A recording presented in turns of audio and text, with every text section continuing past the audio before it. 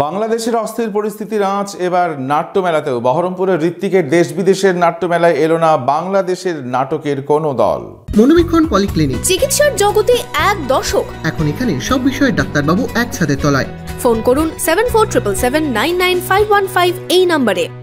বাংলাদেশের নাট্যদল ছাড়াই বহরমপুরে দেশ বিদেশের নাট্যমেলা ঋত্বিকের।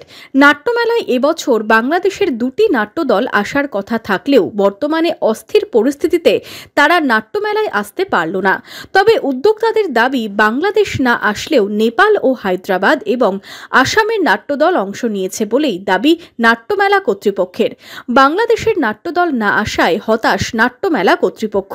দেশ বিদেশের নাট্যমেলা আমাদের 24তম বর্ষ এবছর, এবং দেশ বিদেশের নাট্যমেলার অন্যতম অংশগ্রহণকারী দল বাংলাদেশ প্রথম থেকেই আমাদের সঙ্গে ছিল। কিন্তু এবছর সাম্প্রতিক যে ঘটনা, সে ঘটনার পরিপ্রেক্ষিতে আমরা বাংলাদেশের দুটি দলকে এবছর আমন্ত্রিত ছিল, তারা আসতে পারছেন না। এটা আমাদের কাছে একটু খারাপ লেগেছে, হতাশা এবং বেদনাময় মুহূর্তই বলতে পারা যায়। যে দেশ বিদেশের নাট্যমেলা উচ্চারণের সঙ্গে সঙ্গে বাংলাদেশের নাটকটা স্বাভাবিকভাবেই আসে, সেই কারণে এটা অবশ্যই একটা বেদনার মুহূর্ত আমাদের কাছে। 2001 সাল থেকে দেশ বিদেশের নাট্যমেলা করে আসছে ঋত্বিক। শুরু থেকেই এই নাট্যমেলায় অংশ নিয়ে আসছে বাংলাদেশের নাটকের দল। এবছর রবীন্দ্র সদনে 8ই ডিসেম্বর থেকে শুরু হয়েছে নাট্যমেলা, চলবে 18ই ডিসেম্বর পর্যন্ত। অন্যান্য জায়গা থেকে ভালো ভালো নাটকের দল আসলেও প্রতিবেশী ওপার বাংলার দল না আসায় হতাশ ঋত্বিকের সদস্যরা। দেখুন, বাংলাদেশের সঙ্গে আমাদের একটা আত্মিক সম্পর্ক। আমরা যে বছর থেকে প্রথম শুরু করেছি নাট্যমেলা, প্রতি বছর আমাদের কাছে বাংলাদেশ প্রত্যেকবার এসেছেন, এবং একটি নয়, দুটো তিনটি করে দলও এসেছেন। কিন্তু এবারের এই বাংলাদেশ না আসাটা আমরা প্রত্যেকেই খুব মর্মাহত, ব্যথিত আর খুব আশাহত। আমরা খুব খুব আশা করেছিলাম, এবং নাটকের দলের সঙ্গে আমাদের কথাও হয়েছিল, দুটি নাটকের দলের সঙ্গে তারা আসবেন, কিন্তু এবারে তারা আসতে পারলেন না।